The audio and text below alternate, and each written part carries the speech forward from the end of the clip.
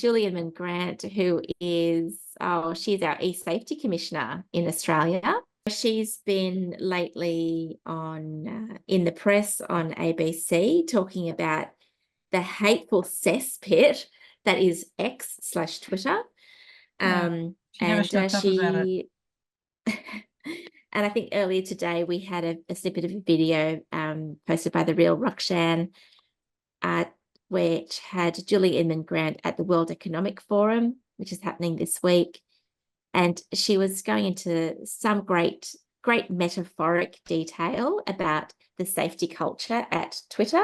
And I think her metaphor was that it was like as if Volvo fired all their designers and all their engineers and then expected that their cars would still be safe on the road or something. And then put all the bad drivers back on the road because Twitter's let out all the unsafe drivers. Yes. Back on the road. Who would they be? Well, I think I'm talking to one of those very unsafe drivers right now, aren't I? I am an excellent driver and I'm an excellent tweeter, and I got banned for saying that men pretending to be lesbians is rape culture. So I'm exactly the same as terrorists. You know, she starts off talking about the dangers, the main dangers online, which is terrorism, which I accept. And pedophilia. And pedophilia. These are problems in our world. They are. And then she shoves me in with... Not you personally, though. Well, no, but people like me who were banned and who are back on Twitter now, after being... It wasn't that easy. We all got these secret email addresses that we had to email and beg our callers to. But we did get back on because the banning was stupid. Why would I be banned for saying that men pretending to be lesbians is rape culture? If you want to argue against me, then sure, come and argue against me.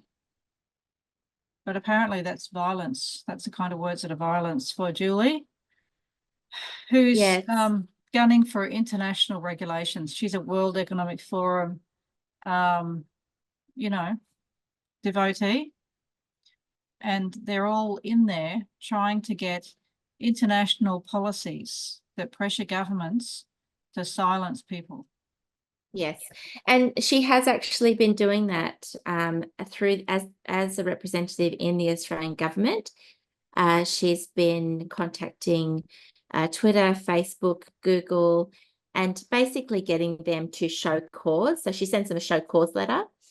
And what that means is that she's demanding that they show her what it is she's asking for. And I think in the case of Twitter, it was the safety procedures and specifically around child sexual abuse material and safeguarding. And then they don't have to actually do anything because they're not an Australian company, but they are asked to show what their processes and procedures are, show their documentation, show how they, quote unquote, keep us safe. And Twitter basically told her to go get knotted. I'm not against, I don't think either of us against protecting children from... No.